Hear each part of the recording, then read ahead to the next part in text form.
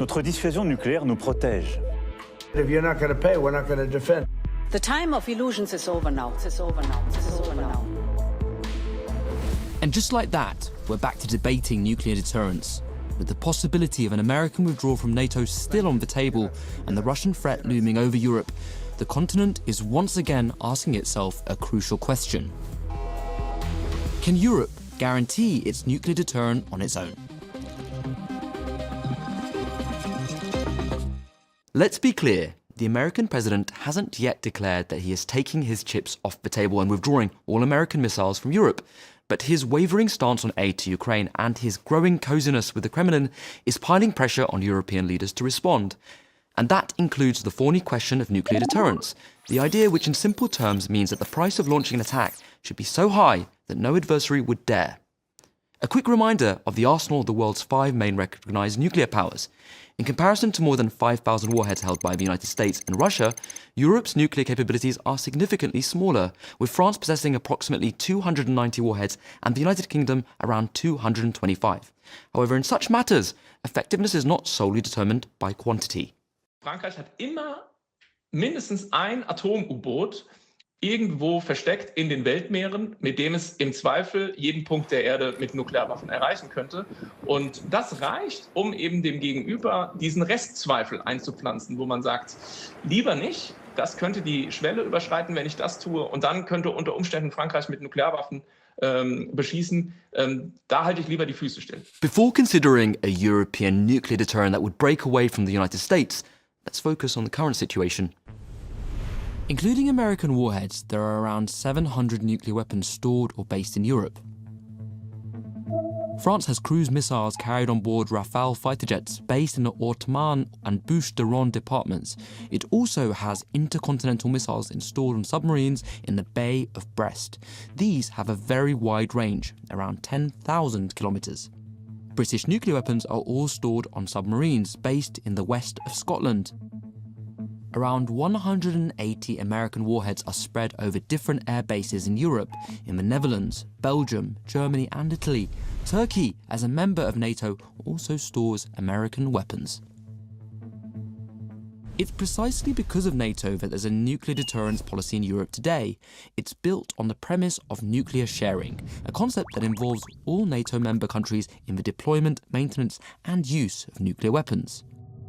In reality, only the United States has supplied weapons for nuclear sharing, safe in the knowledge that each country that owns nuclear missiles retains exclusive control over them. In other words, an American nuclear weapon carried by a German fighter based in Germany remains under the control of the US, which alone has the activation codes. For the British, the situation is a bit different. While the decision to use bombs lies solely with the Prime Minister, the nuclear program is still highly dependent on the Americans, particularly in the design, maintenance and modernization of nuclear weapons. If the NATO alliance was to shift and the Americans were to withdraw their support from the Europeans, the British arsenal would very quickly become obsolete. As for France, it's totally self-sufficient. Who first coined this phrase? Without questioning the sincerity and resolve of its American allies, my country must take into account what the future holds for it in terms of the unknown and the past in terms of experience. In 1959, it was the then President Charles de Gaulle. The French idea of strategic independence goes way back to the 1950s. Even then, the plan was for France's nuclear force to cover all of Europe. De Gaulle was already eyeing West Germany and the Benelux countries. Fast forward to today, President Macron is following in those footsteps by suggesting, to quote him, strategic discussions with his European partners. Germany's likely future Chancellor, Friedrich Merz, has grabbed this invitation, as has Poland's Prime Minister Donald Tusk, and the Lithuanian president has even pushed further.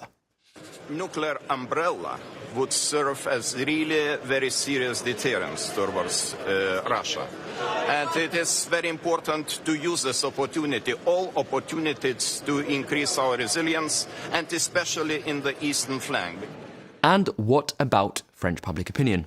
A recent poll shows that 56% of the French back the idea of Europeanizing France's nuclear deterrent. But what does that really mean on the ground? When it comes to using nuclear weapons, France has set certain conditions, one of them being the defence of its so-called vital interests. French presidents have long said that these interests have a European dimension, But what exactly are these vital interests? Wann diese Schwelle überschritten ist, bei der Frankreich seine vitalen Interessen bedroht sieht und dann deswegen zu Nuklearwaffen greift, weiß niemand.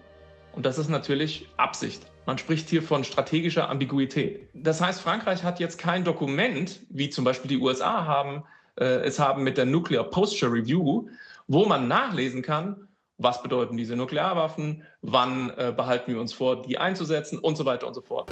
The vagueness around when and how France might use its nuclear deterrent places enormous power in one man's hands, Emmanuel Macron. The French president alone has the authority to decide whether or not to help his neighbours and press the button. And for now, this rule seems set in stone. But what about sharing its nuclear arsenal? Well, that's not really on the table. France's arsenal is limited and made up of high-yield strategic warheads. Since these weapons are designed to wipe out entire cities, sharing them is seen as far too risky. By contrast, the nuclear weapons the US supplies to its European allies are tactical warheads, which are more adaptable and especially designed for use on the battlefield. Experts say expanding France's nuclear umbrella to cover other European nations could take years, but what might the first steps look like? Es geht vielleicht erstmal um eine Annäherung. Es könnte zum Beispiel so sein, dass Frankreich mal gemeinsam mit anderen Staaten in Europa, Deutschland, Polen, gemeinsam übt. Dann kann man sich vorstellen, dass Frankreich auch mal Trägersysteme, zum Beispiel eben Rafale, Kampfflugzeuge mit nuklear bestückten Marschflugkörpern woanders stationiert. But this would raise two big concerns. Could the EU become too reliant on France, and could such a move also put European security at risk, especially if France swung to the far right? Marine Le Pen's far-right National Rally Party, for example, is firmly against sharing France's nuclear deterrent. Alors permettez-moi de rappeler à nouveau que partager la dissuasion, c'est l'abolir. Le feu nucléaire, degré suprême de la souveraineté, est un absolu. Un absolu ne se relativise pas, sauf à ne plus exister. Europe is at a crossroads. Will it be able to harmonise both its European defence and its nuclear deterrent behind a French shield, or will European countries refuse to allow dependence on France to succeed dependence on the USA? In other words, develop their own nuclear deterrent, an option widely considered in Poland. If this umbrella is not really extended, or if it's not deemed credible, then the only option for non-nuclear states, which are European states and they are afraid of Russia, is trying to get their own nuclear weapons, which is the most reliable solution if you have them, but the road to get them is difficult as well. The recent polls show that most of Polish people are in support of having nuclear weapons. I think it's 60-something%, definitely more than a half of respondents. But because it is risky, costly, lengthy, I would still try to first and foremost cooperate with the United States as close as possible despite all the tension, but also talk with France, preferably with Britain as well, as to how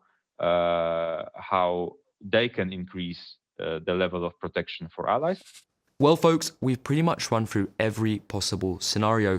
But as we mentioned earlier, it's all still hypothetical since the USA hasn't yet made any move to pull its nuclear weapons from European soil. And with that, we wrap up today's show. Drop a comment below.